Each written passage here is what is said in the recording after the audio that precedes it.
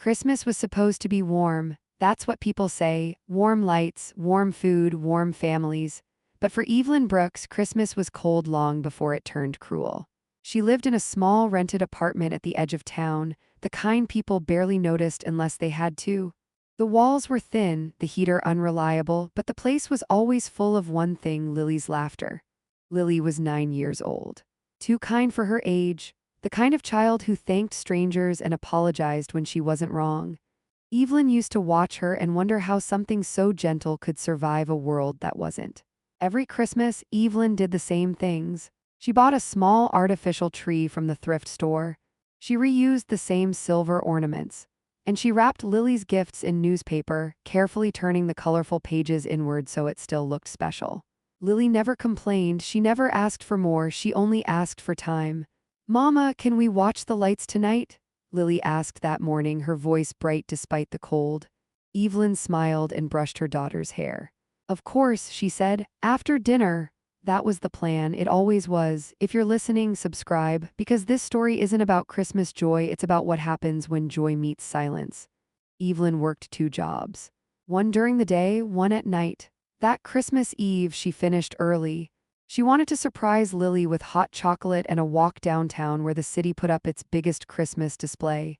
But when Evelyn came home, Lily wasn't there. At first, Evelyn wasn't worried. Lily sometimes stayed with their neighbor, Mrs. Carter, an elderly woman who loved baking and stories. Evelyn knocked, no answer. She checked the hallway, nothing. Her phone buzzed. A message from Lily sent an hour earlier. "Mama, I'm going to see the lights, I'll be back soon." Evelyn frowned.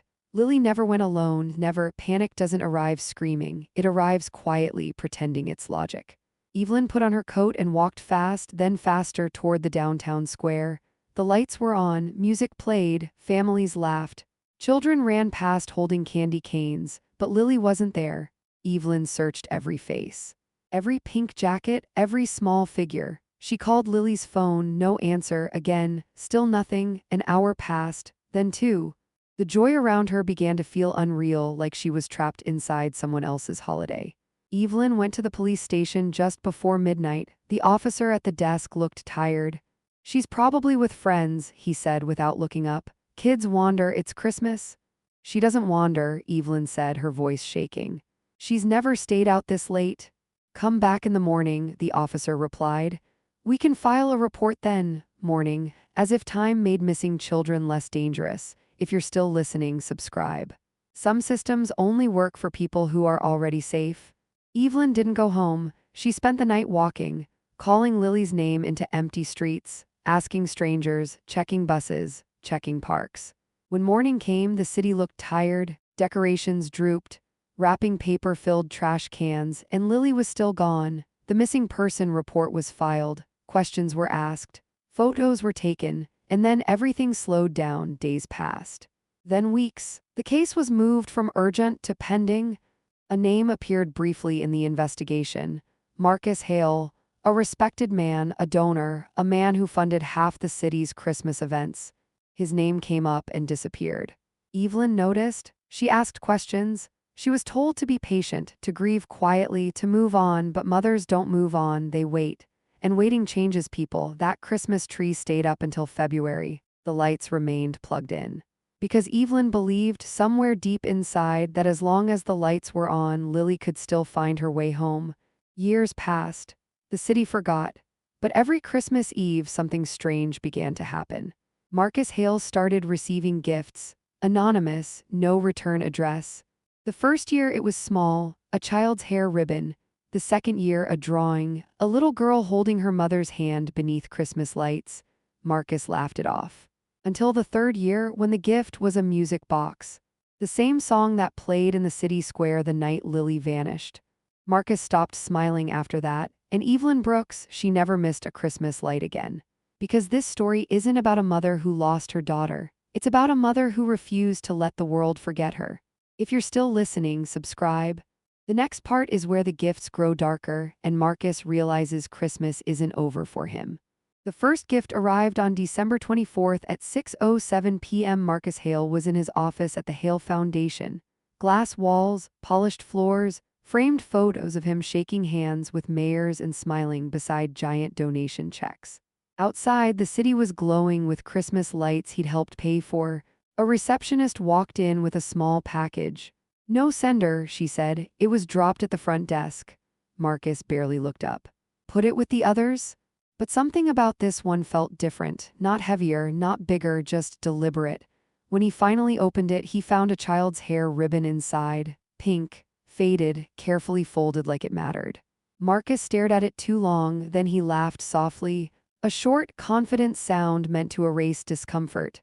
"Someone's trying to be poetic," he muttered. He tossed it into the drawer. The next morning, he forgot it existed. He thought that would be the end. He was wrong. If you're still listening, subscribe. This is where Christmas stops being a holiday and starts being a message. The second year, the gift came with a note. Still no sender, still no return address. Just a white envelope taped to the box. Inside was one sentence. "You don't remember her, I do." Marcus read it twice. His smile tightened. He called his head of security, Gavin Price, a former officer with a steady face and careful eyes. "Find out who's doing this," Marcus said. Gavin nodded. "We'll review cameras." Marcus leaned back in his chair, the confident philanthropist again. But when Gavin left, Marcus opened the desk drawer and stared at the ribbon like it had teeth. He couldn't explain why his throat felt dry. He told himself it was a prank, a petty attempt for attention. That explanation worked until the third year, because the third year was personal. The third year, Marcus received a child's drawing. A simple sketch with shaky lines, a little girl holding a woman's hand under Christmas lights. The woman's face was a circle with a smile, but the little girl's face had 2 dots for eyes and no mouth. On the back, written in childish handwriting, "She couldn't scream." Marcus's fingers went cold. He didn't call Gavin this time. He sat alone in his office long after everyone went home, staring at the drawing until the city's lights outside looked like they were flickering just for him. He poured himself a drink, then another, not because he was scared, because his body didn't care what his mind pretended. At midnight, he pulled the ribbon out again. He placed it beside the drawing. And for the first time in years, Marcus Hale didn't sleep. If you're still listening, subscribe. The next twist isn't about what happened, it's about who knows. Marcus did what powerful men do when they feel threatened. He tightened control. The Hale Foundation security increased. Cameras upgraded. Staff warned to report anything unusual. He called favors. Quiet phone calls to old friends. A detective owed him one. A councilman owed him 2. When you've donated enough money, people stop asking why you need help. They just help. Meanwhile, across town, Evelyn Brooks hung Christmas lights in her apartment window. She didn't do it for celebration. She did it like a ritual, like a mother leaving a porch light on for a child who never came home. Evelyn was older now. Her hair had more gray. Her eyes carried a tiredness that didn't come from work anymore. It came from waiting. Every December, she made the same walk to the downtown square. She stood beneath the lights. She listened to the same song, and she watched families laugh like the world was fair, but she didn't hate them. She envied them. Because envy is softer than grief. Grief has no softness left. Evelyn had learned one brutal truth over the years: the world doesn't ignore pain, it ignores powerless people. When Lily disappeared, Evelyn begged for urgency. She was told to be patient. When a wealthy family's child went missing years later, helicopters were in the sky before midnight. That's how it works. Evelyn didn't scream anymore. Screaming had failed. Now she watched and waited. And planned in silence, not violence, not chaos, just truth timed like a blade. If you're still listening, subscribe. Because when a mother stops crying, you should be very afraid of what she starts doing instead. The fourth year, the gift was a music box. Small, wooden, innocent-looking. Marcus opened it slowly as if it might explode. He turned the little key. A melody filled the room. Soft, familiar. Marcus's face drained of color. It was the exact song played in the downtown square on the night Lily vanished. Not a common carol, not a generic holiday tune, that exact arrangement, that exact tempo. He slammed the lid shut so hard his hand hurt. His breathing was shallow, his mind searched for explanations that didn't exist. "How does someone know that?" he whispered. He called Gavin immediately. "Lock everything down," Marcus said. Now, Gavin's voice was calm. "What happened?" Marcus didn't answer, because saying it out loud would make it real. Instead, he asked the question that gave him away. Has anyone mentioned a girl, a name? Gavin paused. What name, sir? Marcus swallowed. And that was the moment, the first crack, because powerful men don't swallow before speaking unless something is already inside their throat. He whispered it. Lily. Gavin went quiet, a beat too long. Then he said, I'll handle it. Marcus stared at the phone after the call ended. Because Gavin's silence didn't feel like surprise, it felt like recognition. If you're still listening, subscribe. The next part is where Evelyn realizes something terrifying. The man guarding Marcus may know more than he's admitting. That night, Marcus drove home with his headlights off for 2 blocks, like a man trying to hide from the world. He checked his mirrors too often. He kept imagining a small shape in the back seat. A child's laugh, a ribbon, a drawing with no mouth. At home, his wife Rachel greeted him with a perfect smile. How was the gala planning? She asked, adjusting her necklace. Marcus forced a smile back. Fine, he lied. Rachel's eyes narrowed slightly. You look pale. I'm tired, Marcus said quickly. Rachel shrugged, uninterested. Don't be tired. We have donors coming tomorrow. Donors. Even at home, Marcus wasn't allowed to be human.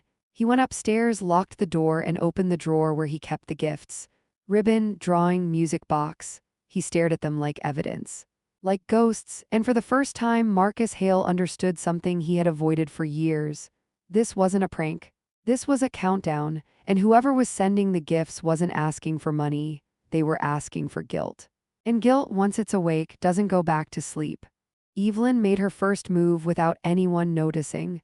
That was the point. She didn't go to the police. She didn't write letters. She didn't stand outside Marcus Hale's office with a sign. Those were the moves people expect from broken mothers, and the system had already learned how to ignore those. Instead, Evelyn chose a place where truth hides in plain sight. Records. She started at the city library, the quietest building downtown, the kind of place no one powerful ever worries about. She asked for archived permits, old event schedules, security logs, donation disclosures tied to the Christmas square from the year Lily vanished. The librarian looked bored. Anything specific? She asked. Yes, Evelyn replied. I'm looking for things people forgot mattered. The librarian didn't understand the sentence. But she helped anyway. If you're still listening, subscribe. This is the moment grief turns into patience, and patience turns into precision. It took 3 days, 3 long days of dust, microfilm, and silence. Evelyn found the first inconsistency on a Wednesday afternoon. The year Lily disappeared, the city square had a last-minute change to its security layout. A private firm had stepped in to supplement city officers due to a donor request. The donor's name was listed, Marcus Hale. Evelyn's hands trembled, but not from anger, from confirmation. She followed the thread further. The firm's name appeared again and again in unrelated places: charity galas, foundation events, late-night private security assignments where no incident was ever officially recorded. The firm's head of operations, Gavin Price. Evelyn leaned back in her chair. She didn't know Gavin personally, but she recognized the type. Men like Gavin don't protect people, they protect problems. If you're still listening, subscribe. The next twist isn't what Gavin did, it's who he protected first. Across town, Gavin Price stood in a parking garage beneath the Hale Foundation, staring at his phone like it might explode. Marcus had called twice already. Gavin hadn't answered because he'd received a message first. An unknown number, no greeting, just coordinates and a date. December 24th, 9:10 p.m. City Square. Gavin swallowed. He knew those coordinates. Everyone who worked that night knew them. He typed back one word. Who is this? The reply came immediately. A mother. Gavin closed his eyes because mothers didn't forget, and men like him spent their lives counting on that. If you're still listening, subscribe. This is where the past stops staying buried. Evelyn made her second move quietly. She didn't contact Gavin, she contacted someone smaller, someone who had been invisible that night. A street vendor named Carlos Reyes, who used to sell roasted nuts near the square every winter. Evelyn remembered him because Lily loved the smell and always asked for extra napkins. Carlos had disappeared from the square after that year. Evelyn found him through an old permit list. She drove 2 hours to a different city. She waited outside a modest apartment until a man with tired eyes opened the door. I'm not here to accuse you, Evelyn said gently. I'm here to ask if you remember my daughter. Carlos froze, then he stepped aside without a word. Inside, he sat with his hands folded tightly. I remember her, he said finally, because she waved at me. She was polite. Evelyn's throat tightened. Carlos looked down. That night, he continued, security told me to move my cart, said a donor didn't want vendors blocking the view. What did you see? Evelyn asked softly. Carlos hesitated. Men arguing, he said. A child crying, then a man told me to mind my business. He showed me a badge. A police badge? Evelyn asked. Carlos shook his head. No, he said, something else. Security. Private, Gavin. Evelyn didn't cry. She wrote everything down because tears blur memory. And memory was all she had left. If you're still listening, subscribe. This is the part where truth stops being lonely. The third move was the boldest. Evelyn sent Marcus Hale his 5th Christmas gift, not an object. A sentence, delivered through a channel he couldn't control. It appeared on the foundation's public donor wall briefly before anyone could remove it. You paid for silence. It expires this Christmas? The post was deleted within minutes, but minutes were enough. Screenshots spread. Whispers started. Marcus stared at his phone, blood draining from his face. He called Gavin again. This time, Gavin answered. You told me it was handled, Marcus said, voice low and sharp. It was, Gavin replied carefully. Until now. Marcus slammed his desk. She's not supposed to know, he hissed. Gavin closed his eyes. She always knew, he said. She just waited. If you're still listening, subscribe. When powerful people panic, they make mistakes. That night, Evelyn received a message she hadn't expected. From Gavin, just one line. We need to talk, not for him. For the truth, Evelyn stared at the screen for a long time. She didn't trust Gavin, but she trusted fear. And Gavin sounded afraid. They met at a diner on the edge of town, the kind that smelled like old coffee and second chances. Gavin didn't order food. I didn't touch your daughter, he said immediately. Evelyn didn't respond. But I was there, he continued. And I didn't stop it. Evelyn's heart hammered, but her voice stayed steady. Why? She asked. Gavin swallowed. Because Marcus Hale doesn't lose, he said, and men like me get paid to make sure of that. Evelyn leaned forward. You're going to tell me everything, she said, or Christmas will be very loud. Gavin looked at her. Really looked. And for the first time, he saw what Marcus never had. A mother who had nothing left to lose. If you're still listening, subscribe. The next part is where Gavin gives Evelyn a name, one the city tried to erase, and a final Christmas event turns into a trap of truth. Because revenge doesn't always come with violence. Sometimes it comes with timing, and Christmas has perfect timing. Christmas Eve arrived like a performance the city refused to miss. Downtown was packed, families in wool coats, kids with red noses, couples holding hot drinks. The Christmas square glowed like a promise, music, lights, laughter, the illusion that nothing bad could happen under decorations. And maybe that's why Evelyn chose this night. Because the darkest truths hide best inside bright places. If you're still listening, subscribe. This is the part where joy becomes camouflage and truth walks in wearing a smile. Evelyn stood at the edge of the crowd, hands in her pockets, breathing slowly like she was trying not to become her grief again. In her bag, she carried nothing dangerous, just paper, a small recorder, and a folder of copies. The kind of weapons the guilty fear most. Across the street, Marcus Hale stepped out of a black SUV. He looked exactly how the city wanted him to look: sharp suit, confident posture, a man who funded hope. Cameras turned toward him. People smiled. Someone shouted his name like he was a celebrity.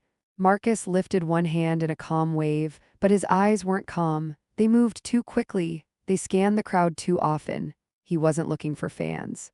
He was looking for threats. Evelyn watched him with a strange steadiness. She used to imagine confronting him with tears, begging him to help find her daughter. Now she understood something brutal. Men like Marcus didn't respond to tears. They responded to consequences. Near the stage, a giant screen displayed the Hale Foundation logo. A holiday charity fundraiser was scheduled, Marcus's favorite kind of event, public generosity with private control. Evelyn's phone buzzed once. A message from Gavin, left side of the square near the vendor carts. 9:10.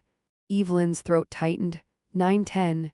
The same time Gavin had been messaged first. The same time someone had tried to summon the past. Evelyn didn't reply. She didn't need to.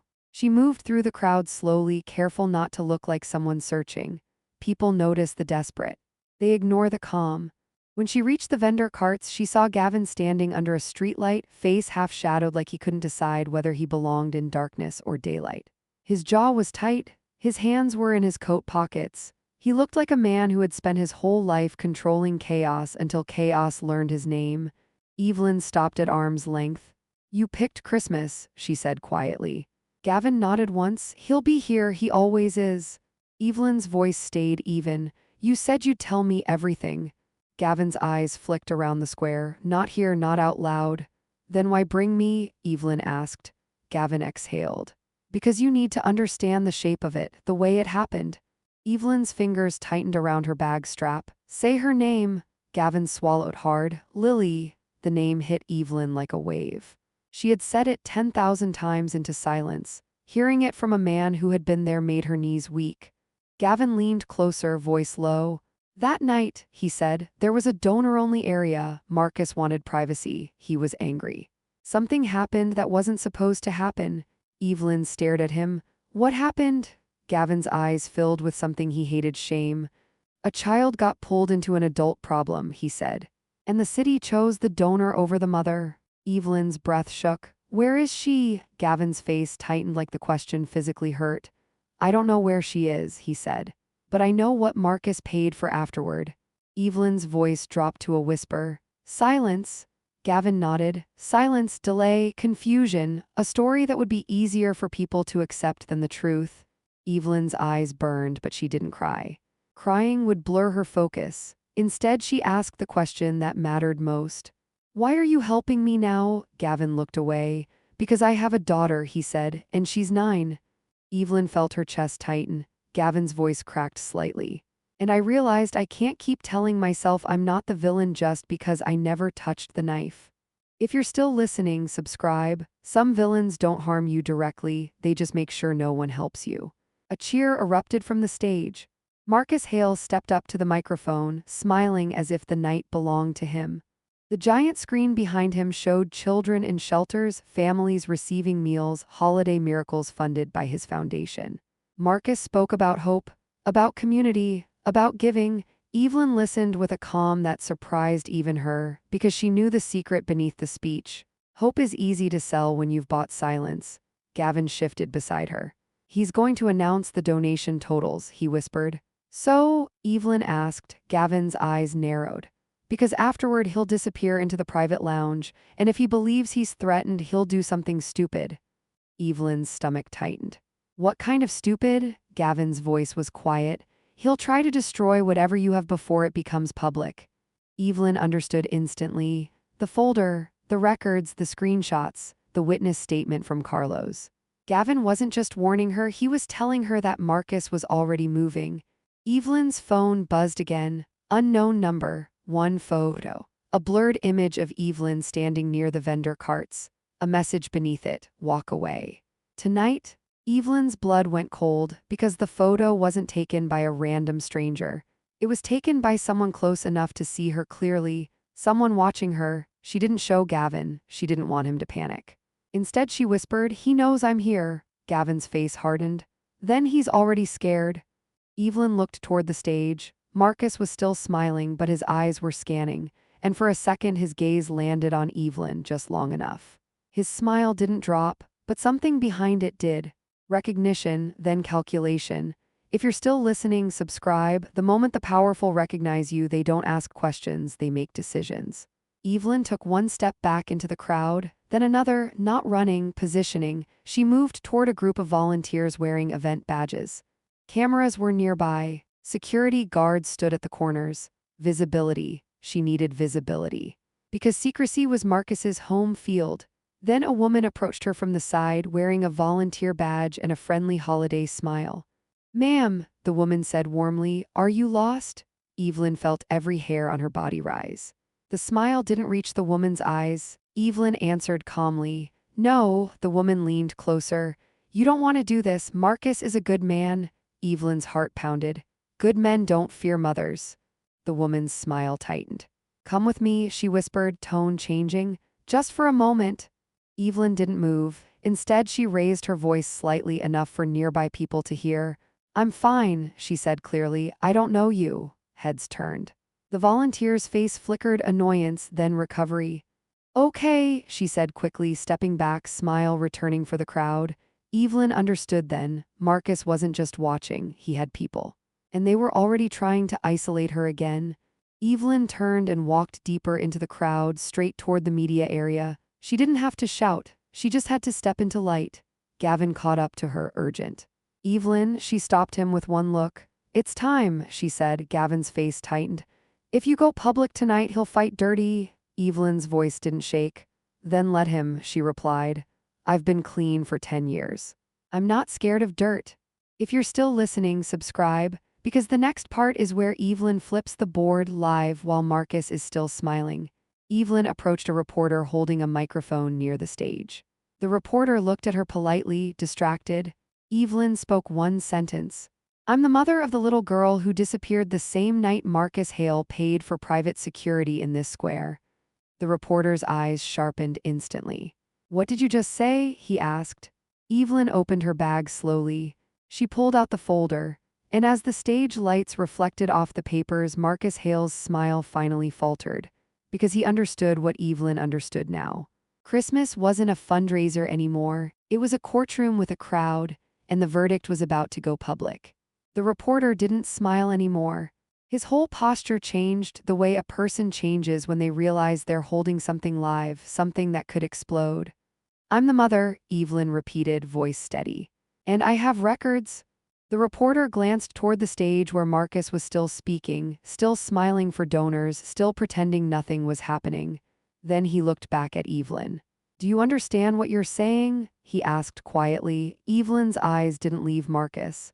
I've understood it for 10 years, she said. You're the one catching up. If you're still listening, subscribe. This is the moment where silence finally meets a microphone. The reporter motioned to his camera operator. Roll, he said. The red light came on. Evelyn felt her stomach twist, not from fear but from memory, Lily's small fingers. Lily's laugh, Lily's voice asking to see the lights. Evelyn swallowed hard and spoke slowly, clearly. My daughter Lily Brooks disappeared in the square on Christmas Eve, she said. That night, private security was adjusted by request of a donor. That donor was Marcus Hale. The camera stayed on her face. The crowd around them began to shift, people turning their heads, sensing a change in the air. Evelyn opened the folder. Not everything. Not yet. Just enough. She showed the reporter a copy of the event permit with the security amendment, the Hale Foundation's name connected to the request, the timestamp, the signature. The reporter's eyes widened. This is official, he whispered. Evelyn nodded. And this, she said, pulling out another page, is a witness statement from a vendor who was moved that night because someone didn't want the view blocked. The reporter looked toward Marcus again. On stage, Marcus's voice had slowed. He hadn't stopped, but he had sensed something. His smile stayed glued to his face like a mask held on by pride. If you're still listening, subscribe. This is where the powerful realize their money can't buy back time. Within minutes, security noticed the camera. A man in a black coat approached, smiling like an employee who wanted to help. Media access is restricted, the man said politely. Please move to the designated area. The reporter didn't budge. We are in the designated area, he replied. The man's smile tightened. Then his eyes flicked to Evelyn's folder. A second security guard appeared behind him. The crowd's attention sharpened. People sensed trouble the way animals sense storms. Evelyn raised her voice slightly, not shouting, just enough to be heard. I'm not leaving, she said calmly. I've been asked to leave for 10 years. Tonight I'm staying. Heads turned. Phones came out. A few people started recording. That was the real shift. Because once strangers record, the story stops belonging to one powerful man. If you're still listening, subscribe. A lie survives in private. It dies in public. Marcus halted mid-sentence on stage. He paused like a man trying to decide the safest move. Then he recovered, smile back on, voice warm, controlled. Ladies and gentlemen, he said into the microphone, we're here to celebrate community. Let's not allow distractions to take away from the mission. Distractions? Evelyn felt heat rise in her chest. Her daughter wasn't a distraction. Her pain wasn't background noise. Evelyn stepped forward into the media space, closer to the crowd. The reporter followed, camera rolling. Evelyn spoke again, louder now. Marcus Hale, she said, voice clear. If you're a man of community, then answer one question. Marcus froze, his smile twitched. The crowd quieted. Evelyn's hands trembled, but her voice stayed firm. Why did your private security rearrange this square the same night my daughter disappeared? The crowd murmured. Marcus's eyes narrowed slightly. He didn't answer the question. He chose the tactic Evelyn expected. He made it about her. He leaned into the microphone. I'm deeply sorry for this woman's loss, Marcus said smoothly, but this is not the appropriate place for personal grief. We have offered support to countless families. He said grief like it was a label he could stick on her and walk away. Evelyn's jaw tightened. She held up the paper. This is not grief, she said. This is documentation. If you're still listening, subscribe. When a mother stops crying and starts showing paperwork, the guilty stops smiling. That's when Gavin appeared. He didn't step into the light like a hero. He stepped like a man who knew he'd be hated either way. He moved through the crowd toward Evelyn, face pale. Marcus saw him and stiffened. Gavin didn't look at Marcus, he looked at Evelyn and nodded, a small, deadly nod, confirmation. Then Gavin spoke quietly to the reporter. I was head of operations for the private security that night, he said. And she's telling the truth. The words didn't sound dramatic. They sounded final. The reporter's eyes widened. Say that again, he whispered. Gavin swallowed hard and repeated it louder toward the camera. I was there, he said. And I know why the layout changed. A shockwave moved through the crowd. Marcus's face tightened. His smile finally died. Now his eyes looked like a man calculating damage. If you're still listening, subscribe. This is where the story becomes dangerous because witnesses start speaking. Marcus stepped away from the microphone. Rachel Hale, standing near the stage in perfect holiday elegance, leaned in and whispered something sharp in Marcus's ear. Rachel wasn't scared, she looked annoyed, like inconvenience had interrupted her image. Marcus signaled to his staff. Security moved faster now, not polite, strategic. The reporter's camera caught it. The crowd caught it. And that was the mistake, because pushing people away creates the exact thing Marcus could never control. Suspicion. A woman in the crowd shouted, "Why won't you answer?" A man yelled, "Let her speak." More phones rose, more recording. Marcus returned to the microphone, but his voice had changed. It was still controlled, but thinner. This is misinformation, he said. We will not entertain baseless accusations. Baseless. Gavin's eyes hardened. Evelyn's voice cut through the crowd, steady and calm like steel. Then let the city release the full security footage from that night, Evelyn said. All angles, all cameras. Marcus's pupils tightened.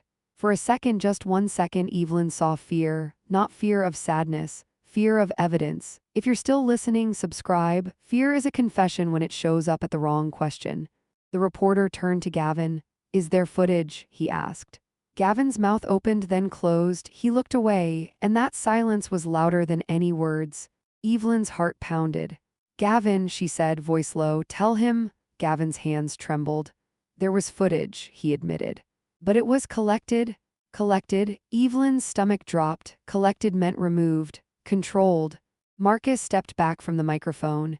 He moved toward the private lounge entrance, surrounded by staff, trying to exit the scene before it became irreversible. But the crowd had shifted. People started moving with him, not aggressively, just following. Like truth had finally grown legs. Then Evelyn's phone buzzed. Unknown number, 1 audio file. A simple caption, you wanted footage. Here's the part they couldn't erase. Evelyn's breath caught. Her fingers shook as she stared at the screen. The reporter leaned closer. What is that? He asked. Evelyn's voice barely worked. I don't know, she whispered. But I think it's Lily. The square's lights glittered above them. Music played like nothing had changed. But everything had. Because for the first time in 10 years, the past wasn't silent anymore. It was about to speak. Evelyn didn't press play immediately. Not because she was scared of what she might hear. Because she was terrified of what she might recognize. Her thumb hovered over the screen while the crowd behind her swelled like a living wave. Phones up, whispers rising, Marcus Hale moving toward the private lounge with a face that had forgotten how to pretend. The reporter leaned in, voice urgent but controlled. Evelyn, if that's evidence, we need it on record. Gavin stared at the file like he already knew what it was, like he'd spent years trying to forget it. Evelyn swallowed. Her throat felt too tight for air, then she pressed play. If you're still listening, subscribe. This is the moment the past stops being a memory and becomes a voice. At first there was noise, wind, distant music, footsteps on pavement. Then softly Lily's voice, small, trembling, close to the microphone.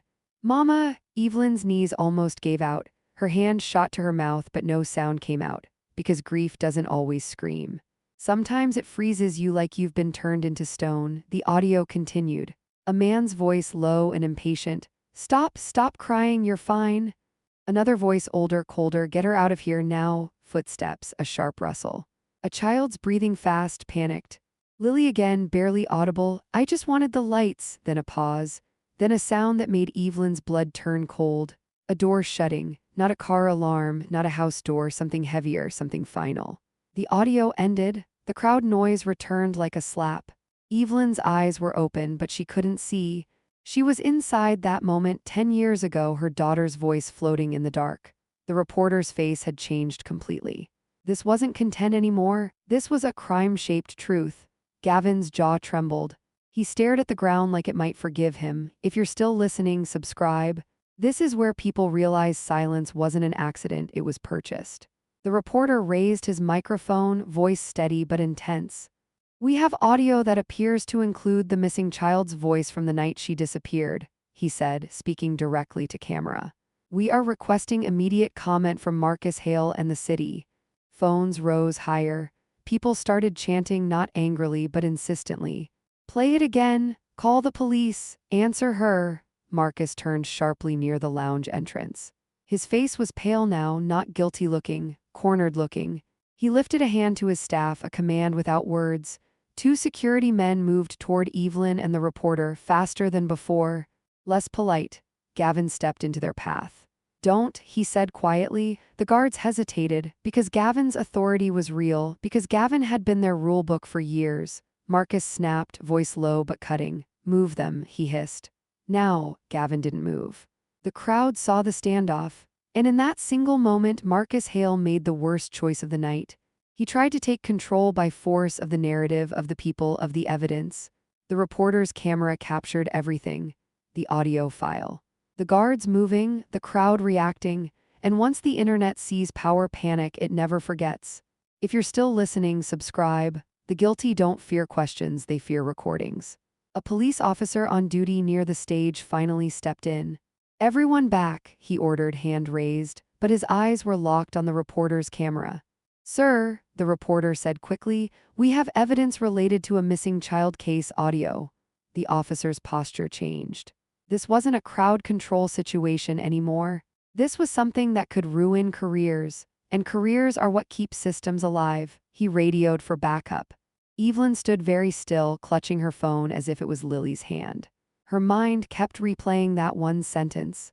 "I just wanted the lights." She didn't realize she was crying until the reporter gently touched her shoulder.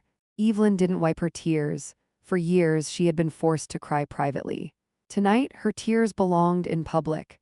Because her daughter had been taken in public. Under lights, under music, under a city pretending not to see. If you're still listening, subscribe. Some tears are not weakness, they're testimony. Gavin leaned toward Evelyn, voice shaking. "That audio," he whispered, "it's real." Evelyn turned slowly. "You recognize the voices," she said. It wasn't a question. Gavin's eyes looked haunted. "One of them," he admitted.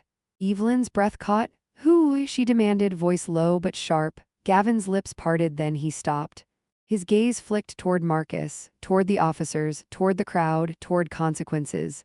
Then he whispered, almost inaudible. "Not here." Evelyn wanted to grab him, to shake him, to force the truth out.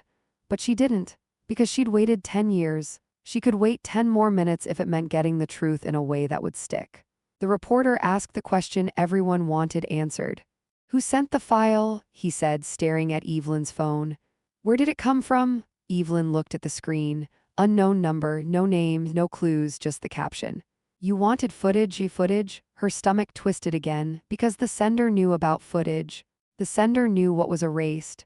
The sender knew what survived. Only one kind of person could know that, someone who was there. Or someone who handled the aftermath. Evelyn's phone buzzed again. Another message from the same number, just 4 words. "Check Hale storage unit." Evelyn's heart hammered. Storage unit? The reporter leaned closer. What does it say? He asked. Evelyn didn't answer him. She stared at the words until they burned. Hale's storage unit. It wasn't a location, it was a direction, a hidden place, a container. The kind of place secrets go to sleep.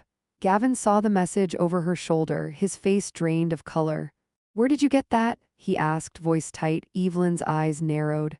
You tell me, she said, because you look like you already know. Gavin's hands shook. There's a unit, he admitted quietly. Off-site, private, paid for through a shell account. Evelyn's throat tightened.